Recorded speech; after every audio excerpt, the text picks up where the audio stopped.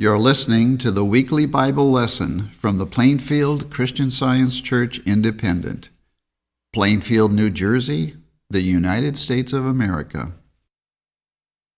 This is the lesson for Sunday, June 14, 2020. Subject: God, the preserver of man. The golden text, Matthew. Thinkest thou that I cannot now pray to my Father, and he shall presently give me more than 12 legions of angels? Christ Jesus. The responsive reading, 2 Kings and Psalms. And when the servant of the man of God was risen early and gone forth, behold, an host compassed the city, both with horses and chariots. And his servant said unto him, Alas, my master, how shall we do? And he answered, Fear not, for they that be with us are more than they that be with them. And Elisha prayed and said, Lord, I pray thee, open his eyes, that he may see. And the Lord opened the eyes of the young man, and he saw. And behold, the mountain was full of horses and chariots of fire round about Elisha. The chariots of God are 20,000, even thousands of angels. The Lord is among them, as in Sinai, in the holy place.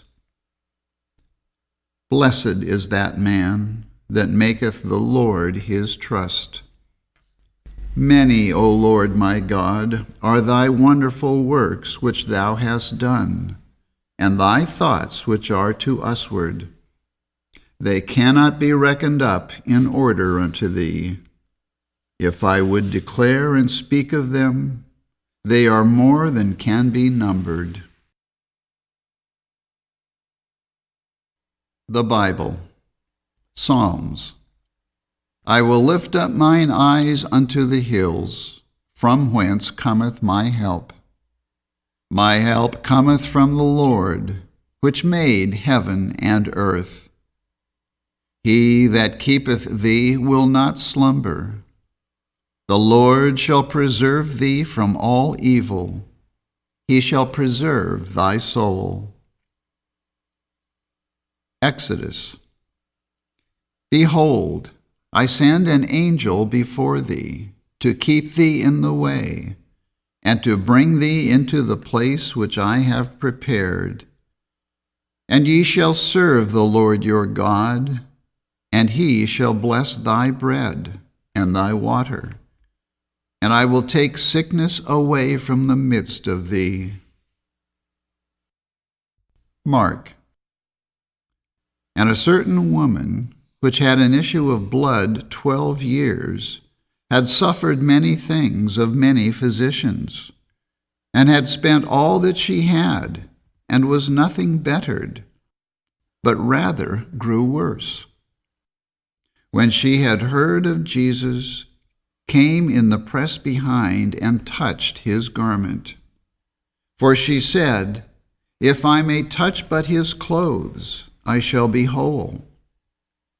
And straightway the fountain of her blood was dried up, and she felt in her body that she was healed of that plague.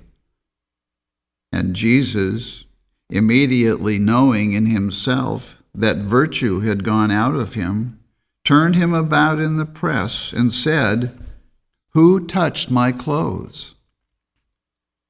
And his disciples said unto him, Thou seest the multitude thronging thee, and sayest thou, Who touched me?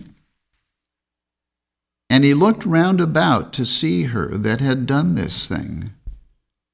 But the woman, fearing and trembling, knowing what was done in her, came and fell down before him, and told him all the truth. And he said unto her, Daughter, thy faith hath made thee whole. Go in peace, and be whole of thy plague. Isaiah. I will mention the loving kindness of the Lord and praises of the Lord, according to all that the Lord hath bestowed on us, and the great goodness toward the house of Israel, which he hath bestowed on them according to his mercies, and according to the multitude of his loving kindnesses. The angel of his presence saved them. In his love and in his pity he redeemed them, and he bare them, and carried them all the days of old. O Lord, art our Father, our Redeemer. Thy name is from everlasting. We are thine. Proverbs. My son, forget not my law, but let thine heart keep my commandments. For length of days and long life and peace shall they add to thee. Let not mercy and truth forsake thee. Trust in the Lord with all thine heart, and lean not unto thine own understanding. In all thy ways acknowledge him, and he shall direct thy paths. Jeremiah. For I know the thoughts that I think toward you, saith the Lord, thoughts of peace and not of evil, to give you an expected end. Then shall ye call upon me, and ye shall go and pray unto me, and I will hearken unto you. And ye shall seek me and find me, when ye shall search for me with all your heart. And I will be found of you, saith the Lord, and I will turn away your captivity. Acts. Now about that time Herod the king stretched forth his hands to vex certain of the church. He proceeded further to take Peter also, and when he had apprehended him, he put him in prison, and delivered him to 4 quaternions of soldiers to keep him, intending after Easter to bring him forth to the people. Peter therefore was kept in prison, but prayer was made without ceasing of the church unto God for him. And when Herod would have brought him forth, the same night Peter was sleeping between 2 soldiers, bound with 2 chains, and the keepers before the door kept the prison. And behold, the angel of the Lord came upon him, and a light shined in the prison. And he smote Peter on the side, and raised him up, saying, Arise up quickly. And his chains fell off from his hands. And the angel said unto him, Gird thyself, and bind on thy sandals. And so he did.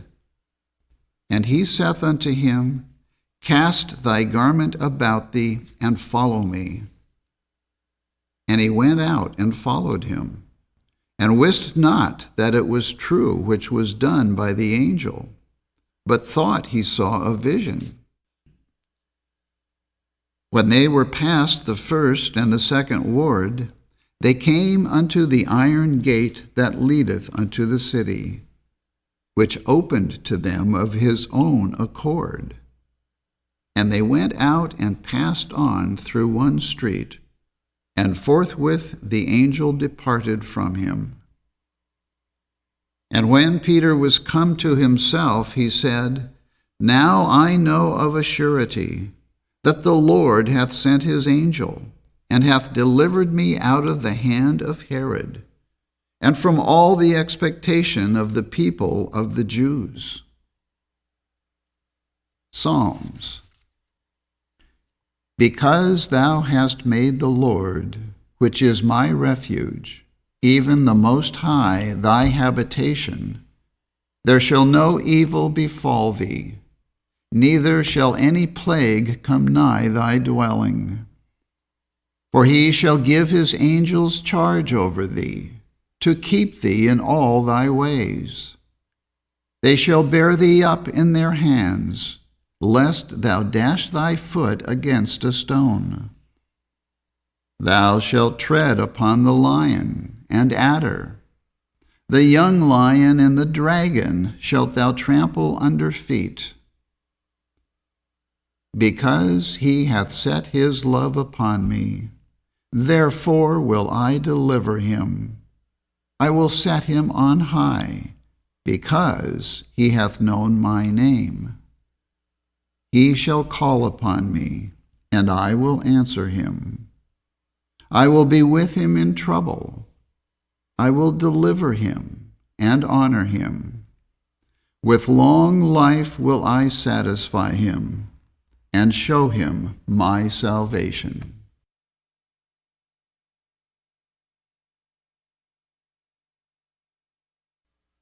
I shall read correlative passages from the Christian Science textbook, Science and Health with Key to the Scriptures, by Mary Baker Eddy. God, the great I Am, the all-knowing, all-seeing, all-acting, all-wise, all-loving and eternal, principle, mind, soul, spirit, life, truth, love, all substance, intelligence. The understanding that life is God, Spirit, lengthens our days by strengthening our trust in the deathless reality of life, its almightiness and immortality. This faith relies upon an understood principle. This principle makes whole the diseased and brings out the enduring and harmonious phases of things. Faith, advanced to spiritual understanding, is the evidence gained from spirit, which rebukes sin of every kind and establishes the claims of God. Spirit is symbolized by strength, presence, and power, and also by holy thoughts winged with love. These angels of his presence, which have the holiest charge, abound in the spiritual atmosphere of mind, and consequently reproduce their own characteristics.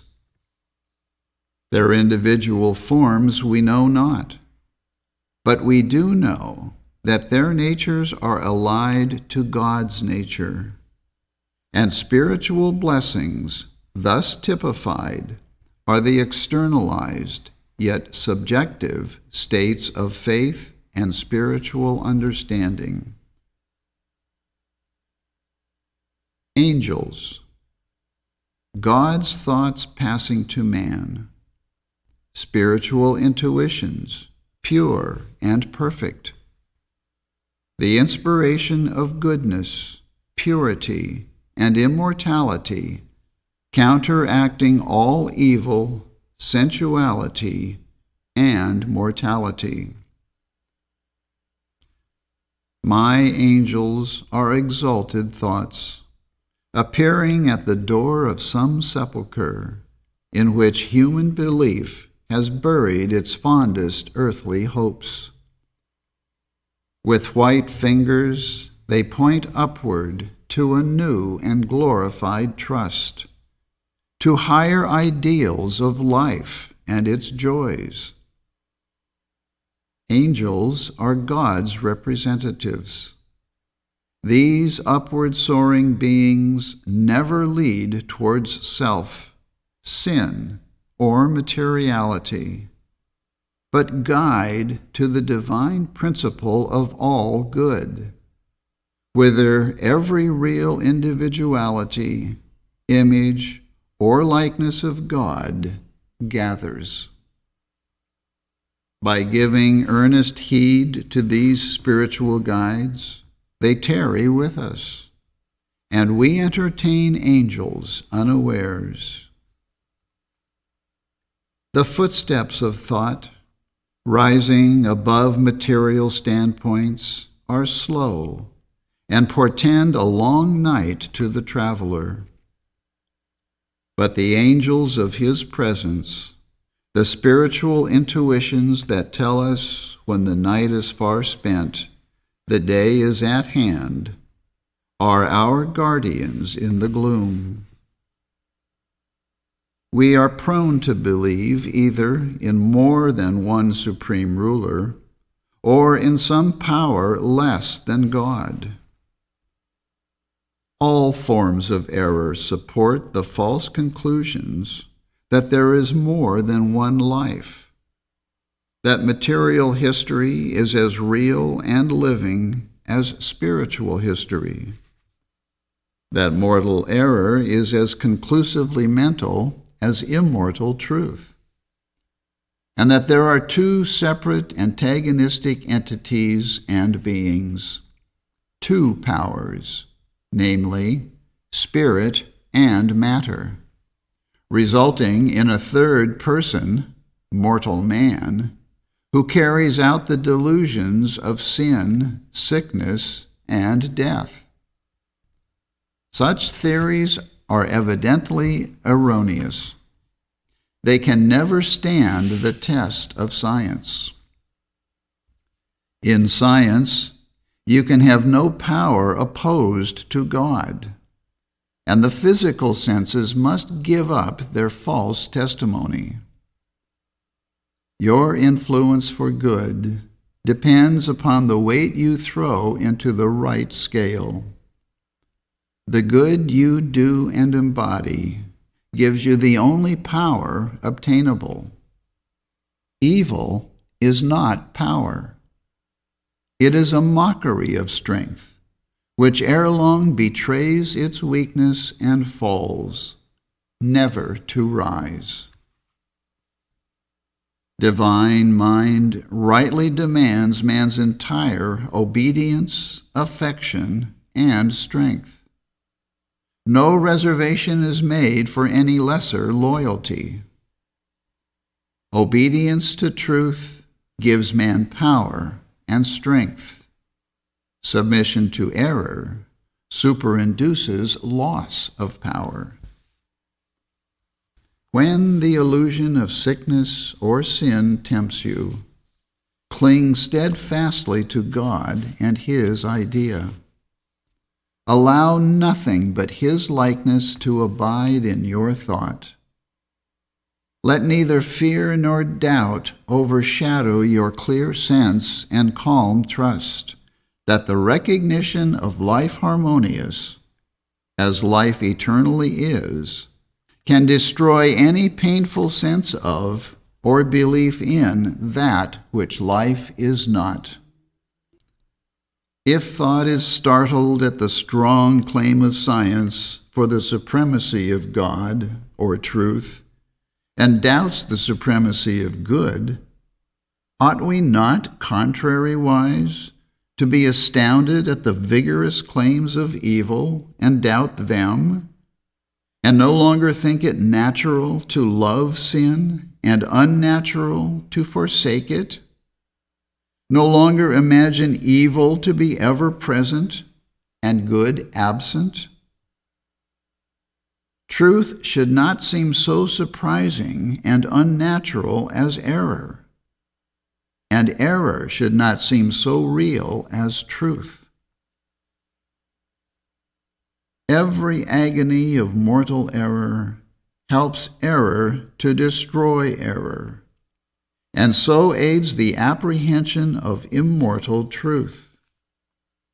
This is the new birth going on hourly, by which men may entertain angels, the true ideas of God, the spiritual sense of being. These angels deliver us from the depths. Truth and love come nearer in the hour of woe, when strong faith or spiritual strength wrestles and prevails through the understanding of God. To infinite, ever-present love, all is love, and there is no error, no sin, sickness, nor death. The power of God brings deliverance to the captive. No power can withstand divine love. When man demonstrates Christian Science absolutely, he will be perfect. He can neither sin, suffer, be subject to matter, nor disobey the law of God.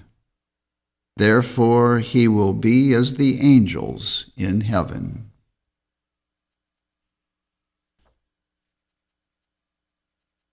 I will now read the 3 daily duties by Mary Baker Eddy as given in the church manual. Daily prayer. It shall be the duty of every member of this church to pray each day, Thy kingdom come.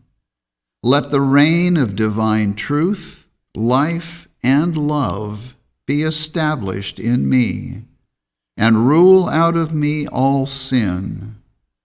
And may thy word enrich the affections of all mankind and govern them. A rule for motives and acts. Neither animosity nor mere personal attachment should impel the motives or acts of the members of the Mother Church. In science, divine love alone governs man, and a Christian Scientist reflects the sweet amenities of love in rebuking sin, in true brotherliness, charitableness, and forgiveness. The members of this church should daily watch and pray to be delivered from all evil, from prophesying, judging, condemning, counseling, influencing, or being influenced erroneously. Alertness to duty. It shall be the duty of every member of this church to defend himself daily against aggressive mental suggestion, and not be made to forget nor to neglect his duty to God, to his leader, and to mankind. By his works he shall be judged, and justified or condemned. And from Science and Health, with Key to the Scriptures, by Mary Baker Eddy. Christian Scientists, be a law to yourselves that mental malpractice cannot harm you, either when asleep or when awake.